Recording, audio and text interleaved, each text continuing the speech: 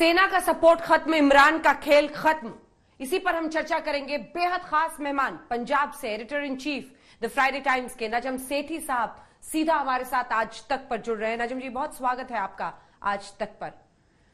आप परख रखते हैं, समझ रखते हैं, आप राजनीति का हिस्सा भी बने, एक पत्रकार के तौर पर भी आपने देखा, आप क्रिकेट बोर्ड से भी वहां पर जुड़े, अनेकों शख्सियतों में आपने पंजाब पाकिस्तान को बहुत करीब से देखा है, समझा है।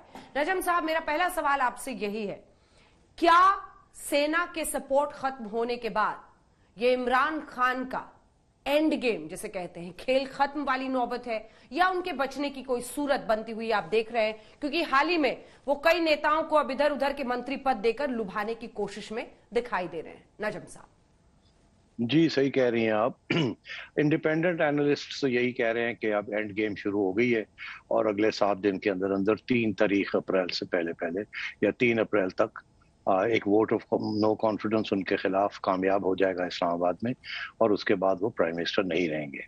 इसीलिए अब उन्होंने आखिरी स्टेज पे हाथ पैर मारने शुरू कर दिए। अभी उन्होंने 2-3 ऐसे कदम उठाए हैं जिसके साथ फिर थोड़ी सी कंफ्यूजन अराइज हो गई है कि क्या ये इतनी सिंपल सी गेम है या इसमें और कोई कॉम्प्लिकेशंस हो सकती हैं कि नहीं। एक तो उन्होंने जो एक अपने पुराने एलाइज थे एक पार्टी के, जिनके पास 5 वोट्स हैं असेंबली, नेशनल असेंबली के अंदर, उनको तोड़ने की कोशिश की है और उनको चीफ मिनिस्टरशिप पंजाब की ऑफर की है, और वो मान भी गए हैं कि ठीक है, हम ऑपोजिशन की तरफ नहीं जाते, हम आपके साथ रहते हैं।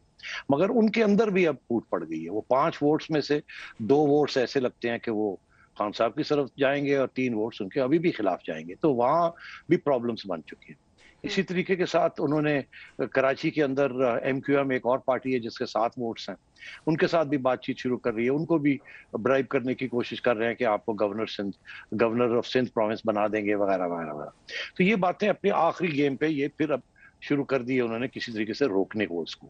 मगर अभी जब आप नंबर्स गेम में आते हैं तो नंबर्स गेम में वाजे है कि इनके अपने 20-25 लोग जो हैं, इनकी अपनी सियासी जमात के, वो तैयार हो गए हैं फ्लोर क्रॉस करने के लिए।